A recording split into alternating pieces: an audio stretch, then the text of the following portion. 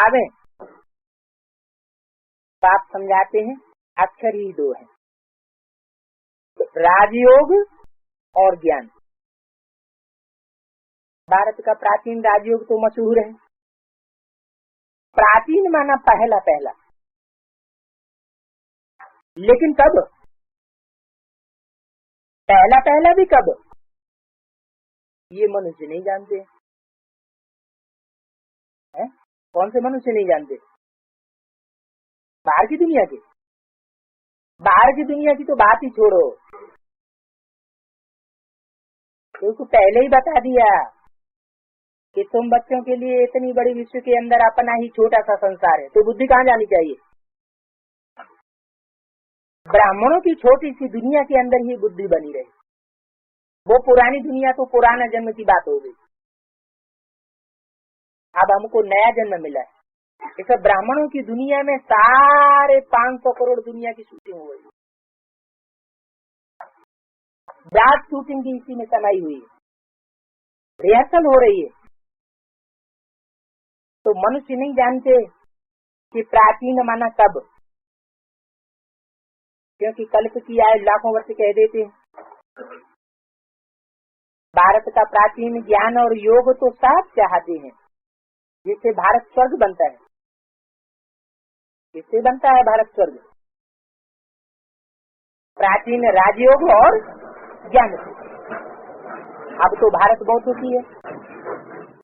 पहले सूर्यवंशी राजे था, अब नहीं।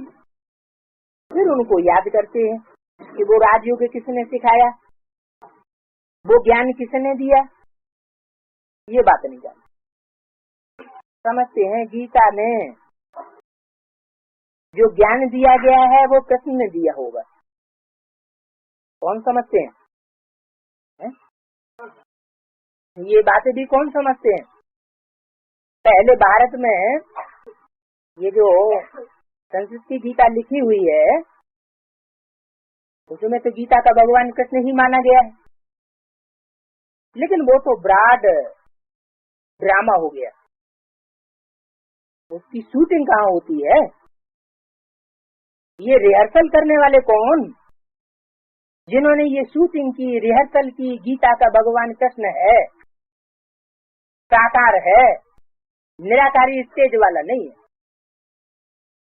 ये फाउंडेशन कहाँ पड़ता है? किनके द्वारा पड़ता है? ये फाउंडेशन हम ब्राह्मणों की दुनिया में ही पड़ता है। जब तक ब्राह्मणों की ही बुद्धि में ये बात नहीं बैठी है कि गीता का भगवान कौन, गीता माता कौन चैतन्य में, और गीता पति भगवान कौन चैतन्य में, तब तक बाहर की दुनिया वालों की बुद्धि में ये बातें बैठ सकती है कि गीता का भगवान कृष्ण नहीं है, निराकार शिव है। निराकार शिव को भी नहीं समझते हैं।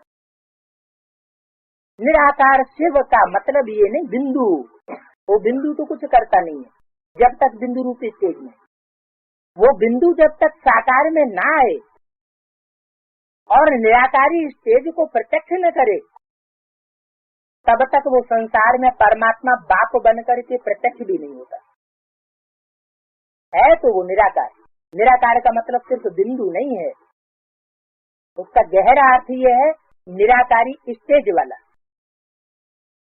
धर्म पिताएं भी निराकारी स्टेज वाले होते हैं। उनके चित्र को देखो, चेहरे को ध्यान से देखो, गुरु नानक को देखो, बुद्ध को देखो, क्राइस्ट को देखो, निराकारी स्टेज चेहरे से झलकती है ना। वो तो है धर्म पिताएं।